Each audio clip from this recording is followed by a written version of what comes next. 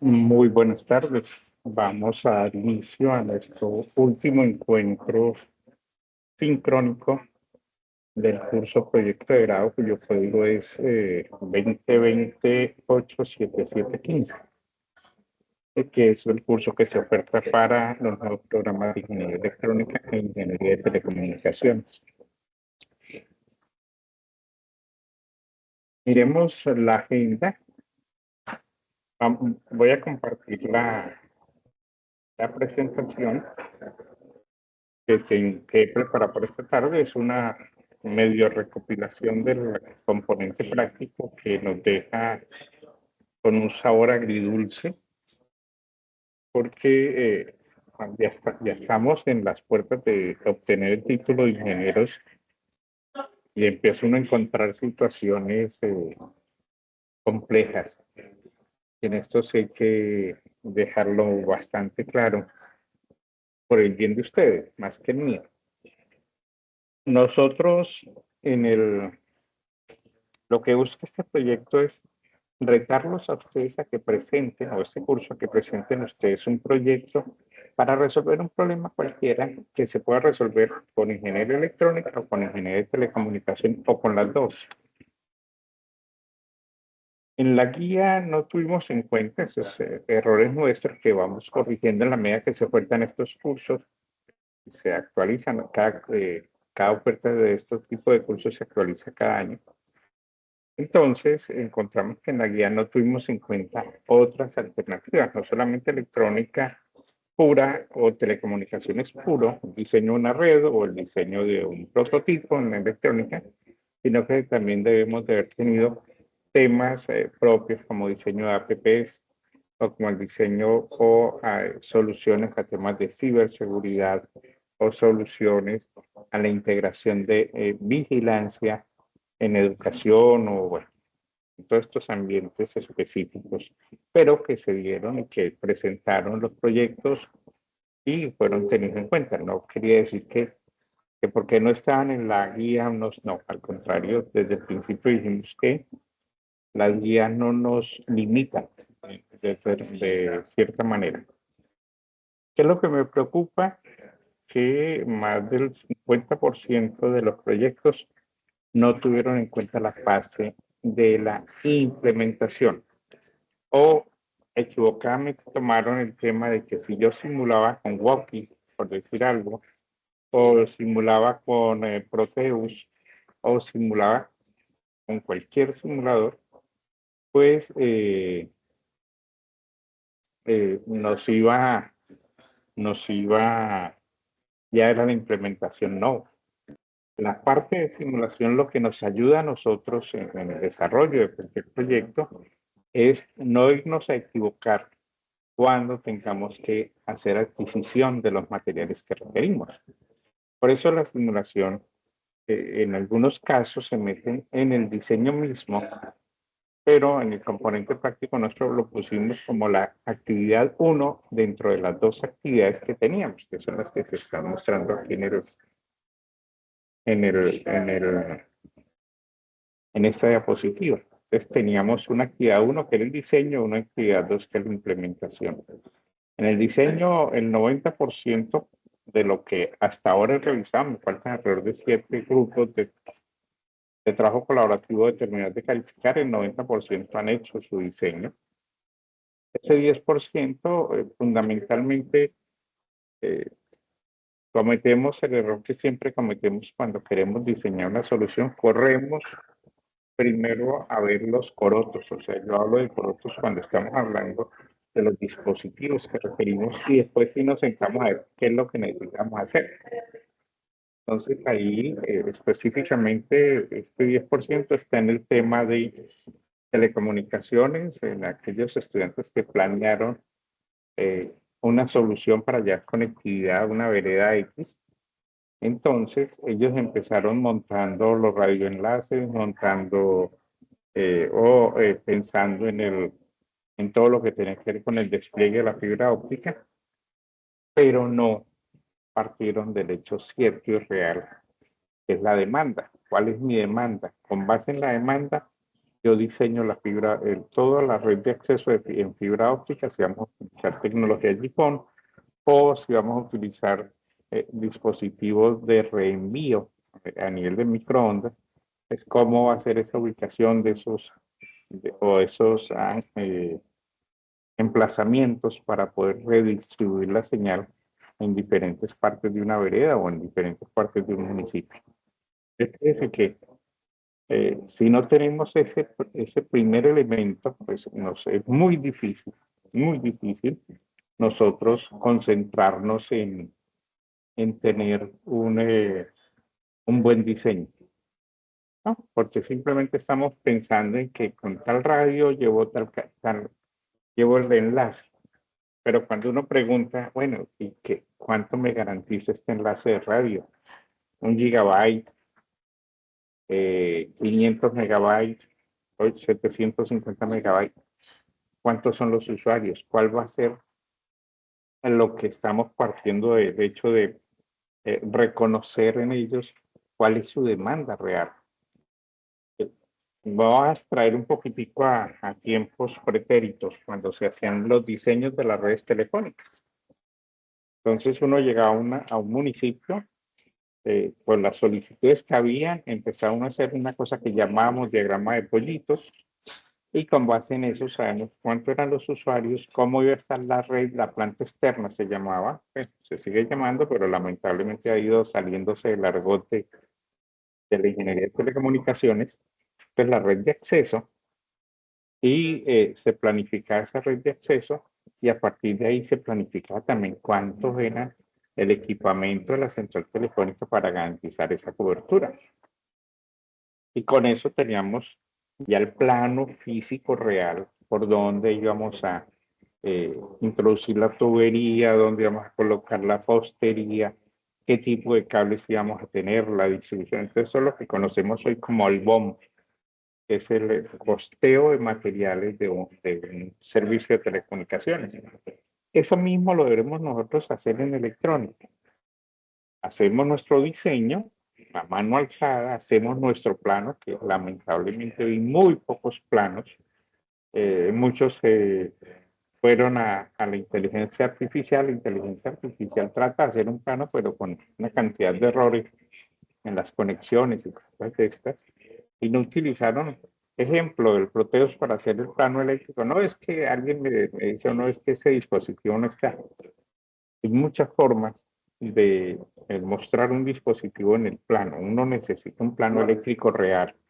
La otra cosa que en la simulación, pues como no tenemos X o Y dispositivo, que vamos a colocar un potenciómetro, eso es parte de la simulación, pero en el plano original, en el plano que yo necesito y que se lo puedo entregar a alguien para que esa persona me implemente eso, no lo vi, ¿no? Entonces ahí es donde tenemos nosotros que tener cuidado. El PMV pues fue bien trabajado en términos generales. Lo que se esperaba era que ustedes describieran qué era lo que iba a ser el prototipo y qué era, en qué condiciones. No es que él se va a poner a hacer esto no. Él es capaz de tomar lecturas de un kilovatio en AC. Por ejemplo, él puede hacer mediciones en 110 voltios AC o 120 voltios AC o 330 voltios AC. Él puede mirar las tres fases que normalmente lleva una red eléctrica, hablando de redes eléctricas y de potencias. O también él nos va a hacer mediciones de calidad de agua, entonces de material disuelto en el agua, oxígeno disuelto en el agua, de la turbidez del agua y en qué niveles. Entonces va a estar del 0 al 100 o al 70%. La humedad la va a poder tomar del 0 al 100% o la va a poder tomar del 0 al 75%. Si tengo un sistema de mediciones medioambientales, entonces el material particulado, el P 2.5 o el 1, pues me va a medir en tales rangos. O sea, el PMV es el que es las características técnicas, pero muchos se dedicaron pues, a describir lo que iba a contener el sistema. Y algunos, desde la formulación del objetivo general, planteó que era lo que iba a contener. Y yo siempre había dicho en las diferentes conferencias que tuviéramos cuidado porque si yo iba a demandar demasiados puertos y estaba planteando que era un SP32, pues él no me da sino un determinado número de puertos para atender una situación específica. Entonces yo no puedo escribir en el objetivo general que voy a utilizar un SP32 o que voy a utilizar un mega eh, tal referencia o que voy a utilizar un Antel, bueno, cualquier dispositivo de estos. Yo lo que tengo que decir es que voy a utilizar sistemas embebidos que van a tener una comunicación inalámbrica, cosas mucho más genéricas, para que no me amarre a mí el objetivo general en el diseño de la solución. Pero aquí tenemos un elemento fundamental, el hito clave, que es la validación. La validación es la prueba que yo hago en el campo, directamente en lo que yo me propuse que iba a entregar de este PMV. Esa validación, o la podríamos hacer cuando es nivel TR4, es la que se hace en un laboratorio normal. Ejemplo, vamos a medir la acidez de un terreno.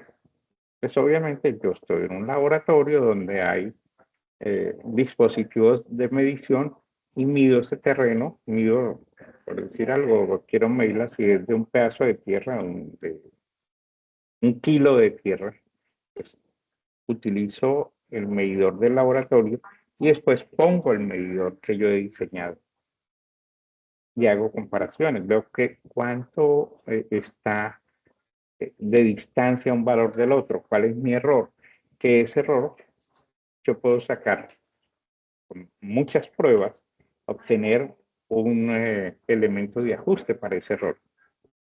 Entonces, esa era la otra. Y lo último es que se debe documentar todo el proceso de forma metodológica. Si yo hablé de la fase 1 o la tarea 1, la tarea 2, la tarea 3, la tarea 4, para poder llegar a cabo y alcanzar el objetivo general a través de los objetivos específicos, pues eso era lo que yo debería mantener muy bien los elementos. Lo otro, pues que muy pocas personas fueron ajustando documentos, algunas solamente entregaron lo específicamente de la fase 4. Volvemos, el documento debería estar completo. Y fíjese que aquí en la presentación anterior, cuando íbamos a iniciar la fase 4, les decía que era un análisis del resultado y el análisis de ellos, la definición técnica, los recursos, el diseño, especificaciones técnicas, plan, algoritmo. Estas especificaciones técnicas, vuelvo, que tiene que ver con el PUMV, los algoritmos eran del caso, una explicación detallada del funcionamiento de la solución implementada y el video del funcionamiento de esa solución implementada, no la simulación, ¿no? No la simulación. Y hasta aquí iba. Pues muchos hicieron de ahí para adelante el resto, que me dieron a mí ideas para ajustar realmente la guía para la próxima oferta. Que todo lo que viene de mantenimiento, plan de mantenimiento y plan de mejoramiento, pues los vamos a meter en el componente práctico para que sea, digamos, una línea bien, bien interesante, ¿no? Entonces, ¿qué era lo que teníamos? Esto fue lo de la fase 3, lo que está en esto. Hablábamos, claro, que tipos de metodología, fases del proyecto, herramientas, criterios de éxito, o sea, cómo yo logro medir las cosas. ¿Qué es el producto mínimo viable? Y toda la parte de los diagramas. Vuelvo y digo, nos está haciendo falta construir diagramas.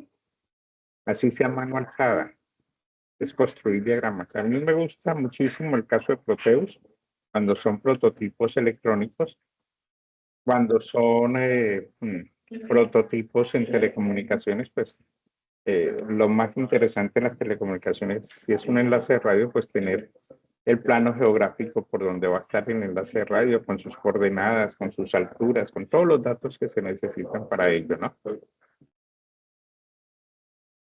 Y lo que necesitábamos era ese verdadero diseño, ese prototipo, ¿no?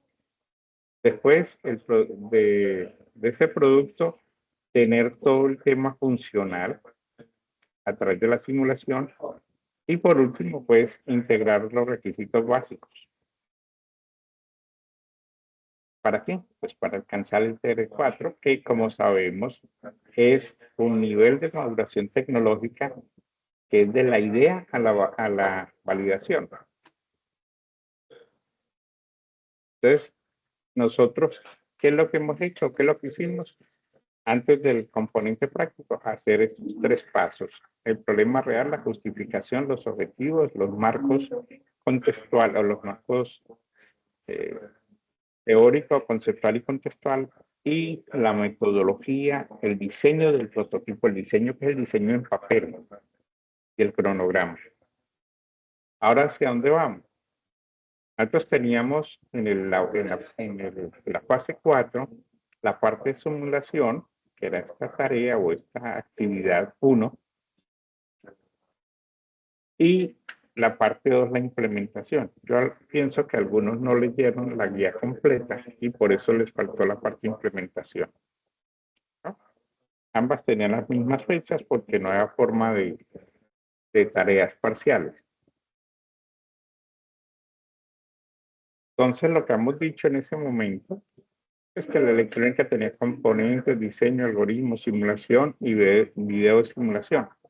En telecomunicaciones, pues las definiciones geográficas, se recomendaba el uso de el software QGIS para identificación de la zona, porque con él es fácil trabajar por capas y poner uno la capa de los usuarios, la capa de las calles, la capa de la red aérea, la capa de póster, la capa de eh, mm, las canalizaciones, todo lo que tenía que ver con usuarios potenciales, la infraestructura existente, el perfil de propagación, cálculos completos, las licencias de la ANE, la ruta de cableado de la fibra óptica, el BOM completo. Este es todo el costeo de los materiales que se necesitaban, la simulación en sitio para radios o en CTIC-STAR para fibra y ese video de la simulación. Esto era la parte 1 del componente práctico. La parte 2, en electrónica, montaje real, pruebas iniciales, ajuste del video final. En el de telecomunicaciones era hacer un ajuste a los objetivos y un video explicativo de la solución, porque ahí sí, pues, tener dinero para comprar las antenas, para comprar todos los elementos, los dispositivos para la fibra, pues sé que eso es imposible. Claro que es bueno decir que quienes hicieron otros trabajos, de lo que tocaba al principio del encuentro, quienes hicieron otros trabajos, en caso de apps para medir calidad de la señal, por decir algo, o para los juegos interactivos en los parques de nuestros barrios, o lo de sistemas para acceso a residencias y cosas de estas, pues esas apps caben en esto, o sea, necesitaban un elemento como esto o un elemento como este. O sea, no quedan por fuera esos temas. Y pues teníamos que en la parte 1 era que hacer la descripción del funcionamiento de la solución simulada y en la parte 2 los resultados cuantitativos de desempeño y mantenibilidad. ¿Esto para qué? Porque aquí esto nos tiene que dar a nosotros a contrastarlo con los objetivos específicos que planteamos. Y por eso, pues la idea es, si no, teníamos que volver a hacer ajustes en esos objetivos. Ahora, para esta última fase del curso, tenemos que hemos hecho un recorrido desde la presentación o la descripción del problema que queríamos trabajar con la justificación de las razones por qué deberíamos solucionar ese problema con sus objetivos.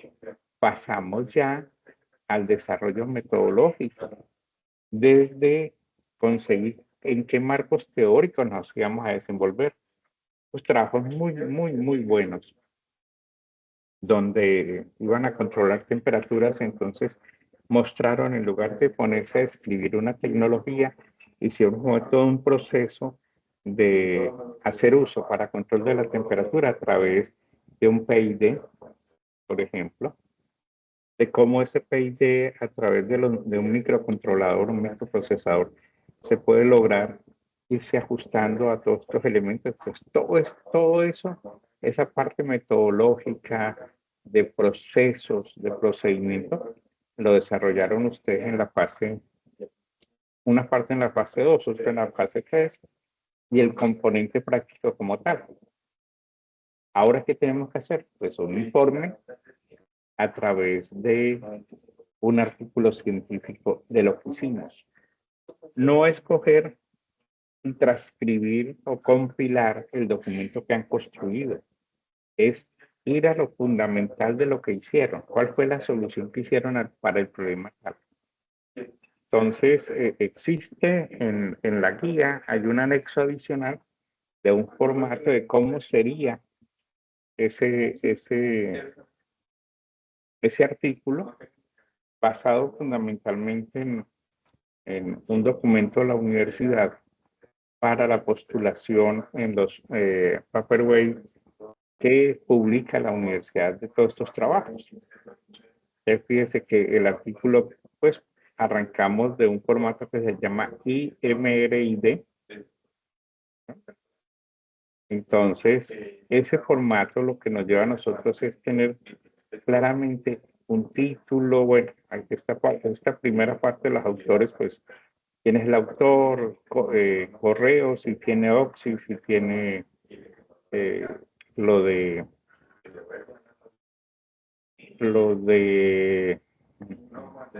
Cebelac, que me está yendo en este momento, un resumen muy corto, las palabras claves, una introducción muy corta, una introducción de cómo va a ser el artículo, cuál fue la metodología, para ustedes qué fueron los materiales y métodos, diseños de CIO, el TRL4 validado, ¿no? Los resultados que encontraron entre lo que ustedes diseñaron y lo que les funcionó, una discusión de esos resultados y unas conclusiones como hallazgos. Deben tener en cuenta que va a haber una evidencia de similitud, o sea, plagio. Aquí se habla de menos del 20%, por debajo del 20%. Se recomienda que ustedes vayan construyendo su ORCID, ¿no? Un plan de mejoras de mantenimiento e innovación, que iría aquí en conclusiones o iría en la discusión, todo depende de cómo ustedes lo quieran, y qué recomendaciones para tener un producto mejorado. Eso en gran parte es este elemento. Eso es en gran parte lo que hoy se nos está pidiendo. Y aquí pues saltan muchas cosas. Van a decir que tenemos muy poquitos días.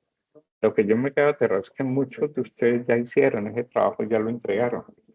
Es simplemente revisarlo. Yo no lo he revisado, yo he ido, me tenía que calificar, de ahí para abajo no he visto estos elementos de la fase 5, pero sí es fundamental que ustedes revisen, hagan un artículo concienzudo de estos temas, ¿no? Porque ya como profesionales tenemos que empezar a escribir artículos y mostrar nuestra productividad. Entonces, ¿qué es lo que nos está pidiendo la guía? Pues redacta y formaliza conclusiones, escribir el artículo científico en el formato que se presenta ahí, analizar e identificar claramente las oportunidades de mejora, las lecciones aprendidas y los puntos de innovación. Aquí lecciones aprendidas que tienen que quedar claro que es un producto mínimo viable, que es los niveles de maduración tecnológica.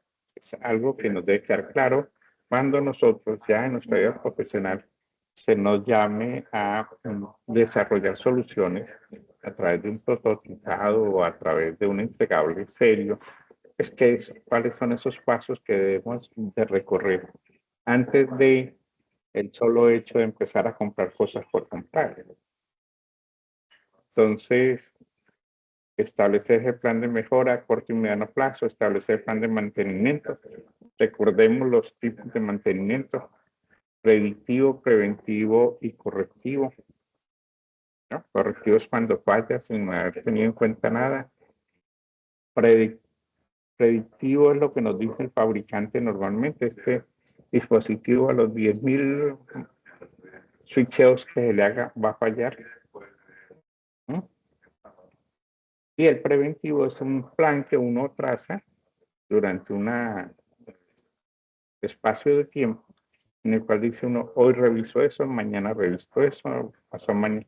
Ejemplo, si tenemos que estar calibrando frecuencias, si tenemos que estar ajustando contactos o contactores, si tenemos que estar revisando el comportamiento de un sensor y haciéndole los ajustes para irlo cada día puliendo más, pues esos son los que son los mantenimientos preventivos que normalmente se hacen. Escribir artículos científicos bajo el formato IMRD que está ahí en la plantilla, en el anexo 2, perdón, que nos lleva a tener, pues, digamos, un norte para construirlo, que nos ayuda muchísimo. Hay muchos elementos, bueno, lo vamos a ver ahora en adelante, no lo toco en este momento. Realizar todas las recomendaciones que consideren necesarias para la innovación de esa solución que ustedes desarrollaron. Y lo otro es hacer todos los ajustes del documento que hemos venido trabajando. Ustedes se han podido dar cuenta que el documento que terminamos de hacer es como si ustedes hubieran hecho un trabajo de su opción de grado. Cualquier elemento que ustedes, aquellos que hoy han pensado presentar su proyecto, postularlo para, a partir de él, poderse graduar como una opción que se llama proyecto aplicado, pues ya tienen un avance bastante grande para poderlo presentar. Obviamente, para postularlo habría que hacer esos ajustes en los objetivos, a pesar de que 3 o 4 veces lo dijimos en las charlas. Ojo con los objetivos, no deben de ser una cosa extensísima, deben de ser muy, muy, muy, muy consistentes los objetivos específicos, que son los pasos que me llevan a mí a cumplir el objetivo general. Pero pues sigo encontrando en lo que he leído hasta hoy, sigo encontrando que no han hecho esos ajustes. Pero si ustedes piensan que eso que han trabajado hasta ahora lo van a proponer como su opción de grado, habrá que hacer esos ajustes. Y por último, pues compilar todos los puntos. Esta plantilla es para que ustedes aparte redacten el artículo, pero lo incluyan dentro del anexo 1. No es que son dos archivos separados, no. En un solo archivo va todo. Fase 1, fase 2, fase 3, fase 4, fase 5, que son las mejoras y las innovaciones y el mantenimiento, y el artículo, para que les quede todo muy organizado y tengan, vuelvo y digo, una base para una situación de esto. Entonces, ¿qué es lo que nos plantea este tipo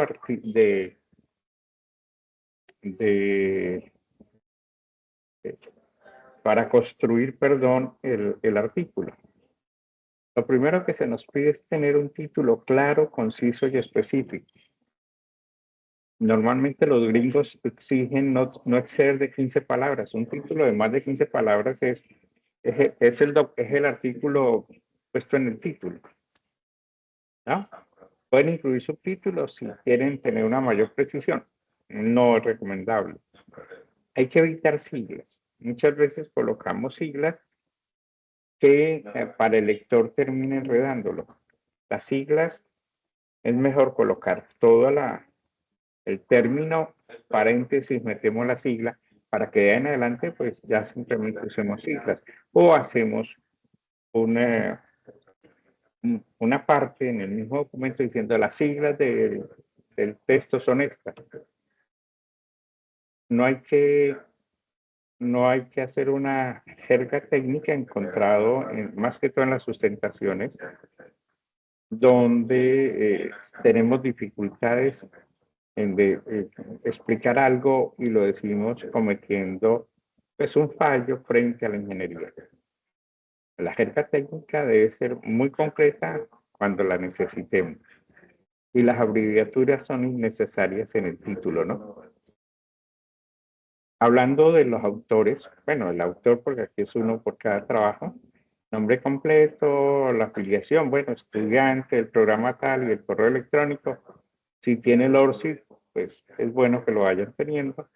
Y la identificación, o sea, el correo electrónico para correspondencia. Después viene el resumen, que está en español y en inglés. Es una descripción muy breve del problema, el objetivo de estudio, no el objetivo general. ¿Qué quisimos estudiar para resolver el problema? No, es que el objetivo decían, vamos a implementar un prototipo para vertir riego. No, ese no sería el objetivo del estudio. El objetivo del estudio es que queremos desarrollar sistemas que ayuden en el campo a utilizar menos agua, a utilizar menos fertilizantes y garantizar una mayor productividad. Un ejemplo muy simple. Entonces, fíjese que hay diferencia entre el objetivo general de nuestro trabajo y el objetivo de estudio. Lo fundamental de la metodología principal, pues hemos hablado casi siempre de CIO, de concebir, diseñar, implementar y operar. Eso, digamos, son los elementos rectores de todo lo nuestro. Pero uno también puede decir, puede uno pensar desde la parte tecnológica, cuando hablamos de que nosotros, para concebir, lo que hacemos es cómo nosotros conectamos nuestros saberes, o sea, lo que hemos aprendido a lo largo de nuestra carrera, con nuestro programa académico, para realizar una solución. Desconectamos nuestros saberes, construimos la solución, hacemos una observación sobre ese desarrollo, o sea, cumplió o no cumplió, y podemos después continuar con el mejoramiento. O sea, hacemos lo que en tecnología se hablaban de las 4C, es conectarnos con lo que sabemos, construir con los medios que tenemos, contemplar la solución para poder apreciar sus puntos positivos y sus puntos negativos y continuar con el mejoramiento de esa versión de nuestra solución. Usamos palabras claves. Hoy recomiendo mucho buscar los tesauros académicos que nos permiten a nosotros tener palabras muy concretas para cuando alguien quiera buscar o cuando alguien esté buscando en Internet artículos sobre temas específicos, lo puedan encontrar los de ustedes. Y después ya tenemos el cuerpo del artículo, que son introducción, metodología, resultados, discusión, que son los 4 elementos de lo que llamamos IMRID. Ya las conclusiones, pues, no hacen parte ya del cuerpo del artículo, porque es la parte ya de las recomendaciones finales y de cosas de estas, ¿no? Entonces, fíjense que aquí hay una serie de elementos, pero eso no quiere decir que todos estos elementos tienen que estar en el artículo. Dependiendo de cómo yo contextualice el problema, dependiendo de cómo yo plantee el problema o la pronta investigación, dependiendo cómo yo redacte la justificación, si se desea, podríamos colocar allí el objetivo general o nos vamos por el objetivo de estudio sin repetir lo que está en el resumen. Y si hay una hipótesis, pues plantear una hipótesis. En la metodología, el diseño de la investigación, si tuvimos población y muestra, pues población y muestra. Si tuvimos técnicas de recolección de datos, en la mayoría de los casos de ustedes no tienen ni lo uno ni lo otro. ¿Cuáles fueron las herramientas, instrumentos y procedimientos? ¿Cuáles fueron los criterios de validez y confiabilidad? Por eso hablábamos, hablábamos de TRL, de producto mínimo viable, son aquí estos elementos. ¿Cuáles son las consideraciones éticas? Si las hay, si las hay, ¿no? Y cuáles son las técnicas de análisis, ¿no? Que lo nuestro fue una observación o un mejoramiento para agricultura de precisión o en determinado caso agricultura inteligente. Entonces utilizamos sistemas estadísticos o cuantitativos o sistemas mixtos para poder hacer comparaciones. Si hemos mejorado y si hemos realmente mitigado las causas que están presentando el problema, ¿no? ¿Cuáles fueron esos resultados? Es muy necesario, siempre es importante incorporar tablas o gráficas que les ayuden a explicar esos resultados, pero que sea lo más relevante y suficiente para responder a ese objetivo. Y después ya viene una interpretación crítica de los resultados, una comparación con otros hallazgos, alguien que haya construido algo similar a lo que ustedes están haciendo, las implicaciones teóricas, las limitaciones del estudio, las recomendaciones y por último, pues las conclusiones. Al final, esto lo he dejado aparte precisamente porque al final normalmente no es necesario este punto 10 al 12 en nuestro artículo, que es un tema muy, muy nuestro y no. Este tema de diligenciar el formato antiplagio en la universidad nos lo solicitan siempre, ¿no? Siempre nos lo solicitan por temas de seguridad de la información. Aquí hay ejemplos. Este es el working paper de la escuela. Muchos de los documentos que ustedes hacen después de que los revisamos, los enviamos para que el comité de esta revista los revise y si pasan, pues son publicados. Si no, pues ya no podemos hacer nada más.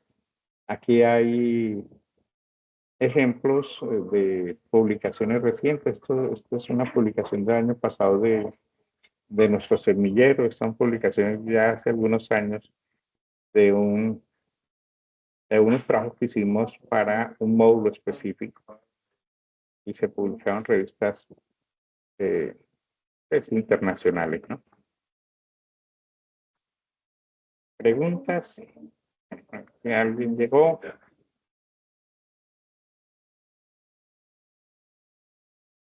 Lamentablemente no hubo nadie.